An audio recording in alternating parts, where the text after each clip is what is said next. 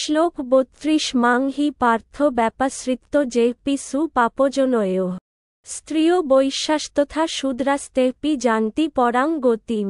৩২ আমাকে হি অবশ্যই পার্থ হে পৃথাপুত্র ব্যাপাশ্রিত্য বিশেষভাবে আশ্রয় করে যে যারা অপি ও সু হয় পাপজনয় নিচকুলে জাত স্ত্রিয় স্ত্রী বৈশ্যা বৈশ্য তথা এবং শূদ্রা শূদ্র তে অপি তারাও জাস্তি লাভ করে পরাম পরম গতিম গতি।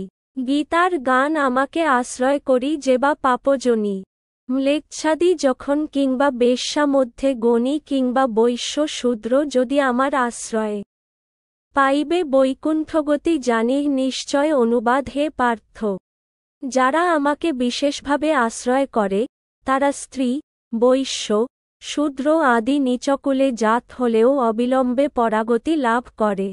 তাৎপর্য এই শ্লোকে পরমেশ্বর ভগবান স্পষ্টভাবে ঘোষণা করছেন যে ভক্তিযোগে সকলেরই সমান অধিকার, এতে কোন জাতি কুল আদির ভেদাভেদ নেই।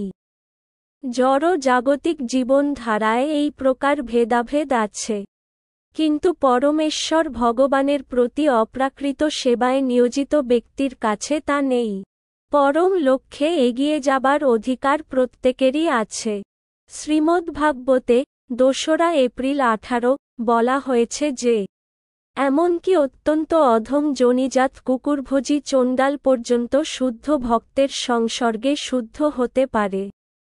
সুতরাং ভগবদ্ভক্তি ও শুদ্ধ ভক্তের পথনির্দেশ এতই শক্তিসম্পন্ন যে তাতে উচ্চ নীচ জাতিভেদ নেই, যে কেউ তা গ্রহণ করতে পারে। সবচেয়ে নগণ্য মানুষও যদি শুদ্ধ ভক্তের আশ্রয় গ্রহণ করে তা হলে যথাযথ পথনির্দেশের মাধ্যমে সেও অচিরে শুদ্ধ হতে পারে।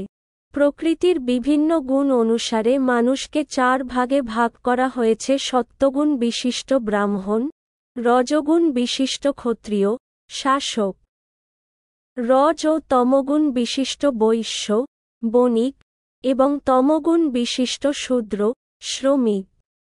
তাদের থেকে অধম মানুষকে পাপজনীভুক্ত চণ্ডাল বলা হয়।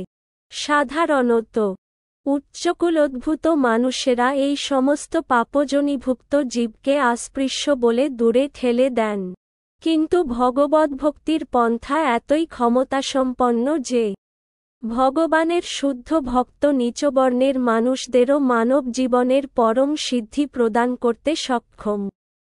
এটি সম্ভব হয় কেবল ভগবান শ্রীকৃষ্ণের শরণাগত হওয়ার ফলে। ব্যাপাশ্রিত্য শব্দটির দ্বারা এখানে তা নির্দেশিত হয়েছে। তাই সর্বতোভাবে শ্রীকৃষ্ণের শরণাগত হওয়া উচিত। যিনি তা করেন তিনি মহাজ্ঞানী এবং যোগীদের চেয়েও অধিক গৌরবান্বিত হন।